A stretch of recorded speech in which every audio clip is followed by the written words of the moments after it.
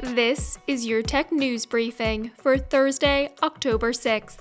I'm Zoe Thomas for the Wall Street Journal.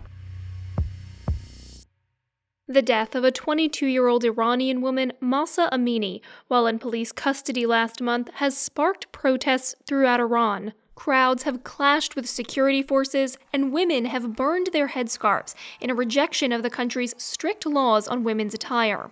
After Iran restricted internet access to try and curb the protests, the Biden administration and Elon Musk both stepped forward to say they'd help protesters stay connected.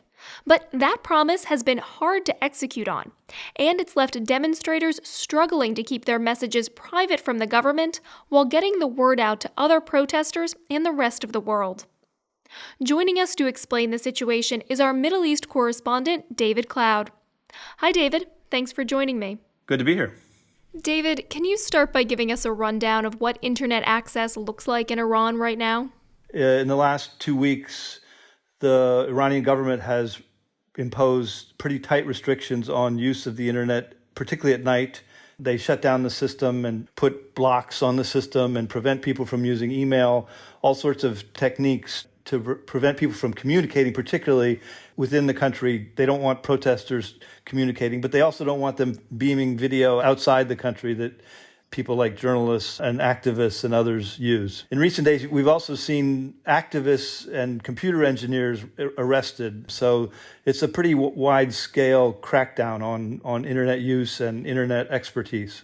Now, protesters are still trying to get access to the internet to communicate with each other, to communicate with the outside world. Talk to us a little bit about how they're trying to do that. They are. And I should say, the internet is not fully shut down. I mean, even Iran, a very closed country, can't afford to do that, frankly. They still need it for all sorts of reasons, many of the same reasons we need it here, in the West. Economic transactions, communication. The regime uses it for communication. So they can't completely shut it down. But people are worried about their safety in communicating and in sending videos. So, thousands of people are trying to set up VPNs and have set up VPNs, virtual private networks. They're using encrypted email. All right, so the U.S. government did lift some export controls to help Iranians get unrestricted access to the internet. And then Elon Musk tweeted that Starlink from his company SpaceX had been activated in the country. Has that made a difference so far? I mean, Starlink, if it works, it offers a way to get sort of independent access to the internet through an orbiting satellite. However, it's a logistical nightmare to make it work. You got to get the terminals into Iran, which hasn't happened on a very large scale. You have to get the terminals linked to the satellite. It all has to work. And there's also the possibility that the regime will jam it. I mean, there's no doubt that they have the capability of finding these signals and jamming them. You spoke with some Iranians trying to set up a Starlink connection. Can you tell us about their experience? One of them is a computer engineer. The other one, his identity is unknown to me. So this account comes from the computer engineer. They obtained 2 Starlink terminals from Dubai, which is right across the Persian Gulf from Iran, and had been trying, even before the protests broke out, to connect to the satellites and had not been able to do so.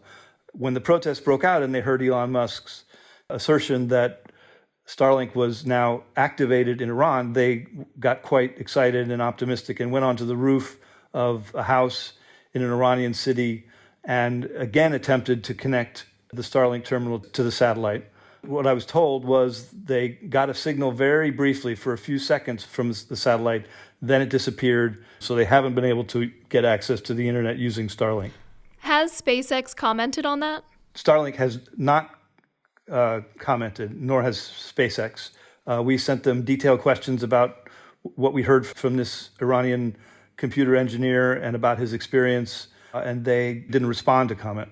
I want to take a second to focus on SpaceX. We saw them provide internet access in Ukraine during the war. How important are these crises to SpaceX's efforts to get Starlink, more widely used? I don't think it's central to their business model at all. They have said they have around 400,000 users worldwide. I would expect these are travelers, these are people who go to rural areas and need access to the internet. I don't think the system is designed for conflict zones, particularly not conflict zones like Iran, which have repressive governments and which tightly control access to the internet. It was used in Ukraine after Russia invaded, but Ukraine's government wanted Starlink. They wanted to be able to sustain internet access for people. So what comes next then for the protesters who are trying to get internet access to spread their message outside of Iran? What comes next? I mean, I think they just have to keep trying and keep working at it. It's not going to be easy. In some ways, internet access is not the critical thing. I mean, yes, it's nice to know what's going on there, and it's important to know what's going on there, obviously. It helps the protests gain international support. It helps sustain their momentum, I suppose. But no, I think they're going to have to use the techniques that they have been using and try to find more ways to do it. I mean, VPN networks, using access to the internet when it's available and sending out videos, et cetera. I mean, there aren't great options unless something like Starlink, becomes widely available.